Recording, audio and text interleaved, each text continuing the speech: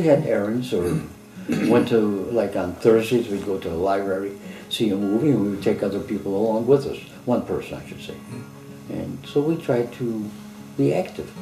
Sitting in one place is not good.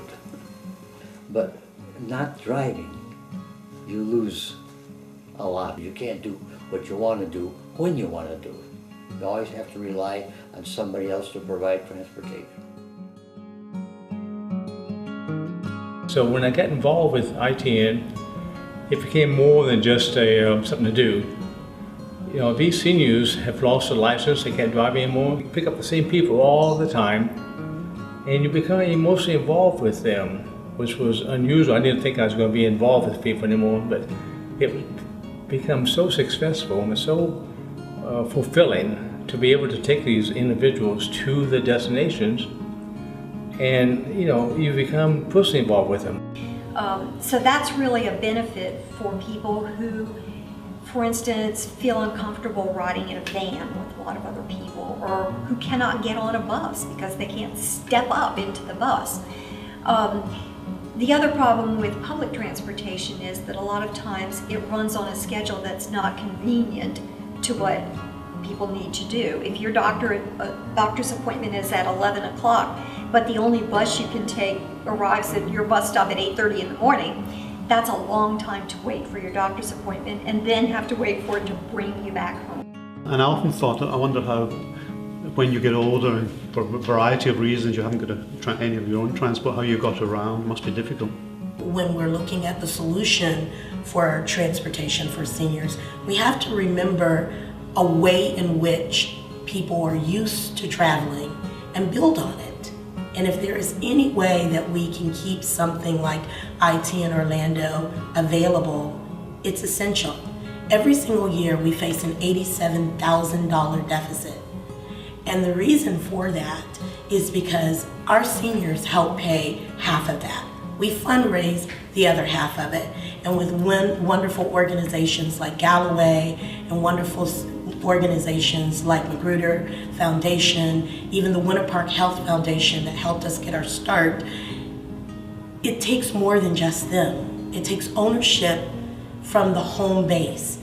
Those times when you have to sit and say, how's mom going to get to the doctors today? ITN Orlando can help make that a possibility.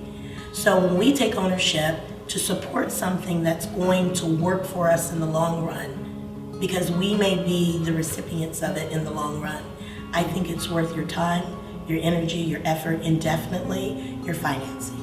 There's many advantages because I don't have to maintain my car, and I can go where I want to go. You know, they take me to the doctor if I need to go. They'll take me to the grocery store if I need, but mainly I just go to the Y. If I call them, it's not just to go to one place. I try to make my day to where I can go to 3 or 4 places in one ride. And the driver usually waits because I go to the post office, doesn't take long. Go to the credit union, that doesn't take long. And then maybe up to Lens Crafters or some other errands. I'm at 4 or 5 different places, and it works out fine for me. Oh, it's wonderful, wonderful. In fact, in a way, it's better because I'm not worried about it. Now, I've gotten to the age in my car that I thought, I lie awake at night sometimes and think, oh, you know, what if I'd hit that person? What if what if that had happened with the car? Now I just don't worry about anything like that, of course, and it's wonderful. I go very fancy-free. But one of the most amusing things actually that happened once was I picked up this lady whom I had met before, and I was taking her home, and it was only about 3 or 4 miles, I guess, so it should only have taken me 10, 15 minutes. As it happened, I was traveling east along Colonial, and I just were laughing and talking so much that eventually I saw the I-4 and I went under the I-4. Now we both realized at that point that I'd missed the turn down Orange Avenue. So, but this time it was the heavy traffic because it was about 4:30 or thereabouts. So it actually took us about 40 minutes to do a journey which should have taken me about 10 minutes, but I wasn't complaining, I enjoyed it, and hopefully the lady enjoyed it too. I drove a person to dialysis he went from Monday, Wednesday, and Friday to dialysis. And I picked him up, 3 times a week. At 11 o'clock in the morning, took him to the dialysis, picked him up at 3:15 in the afternoon. And we became very close friends. He was from New York, he was a Yankee fan, so we talked sports all the time. And I really enjoyed picking him up, He was just one of the neat guys. And I was supposed to pick him up on a Wednesday, and his wife called and said, well, he won't be there, he has to go to the hospital. Well, he died that morning. And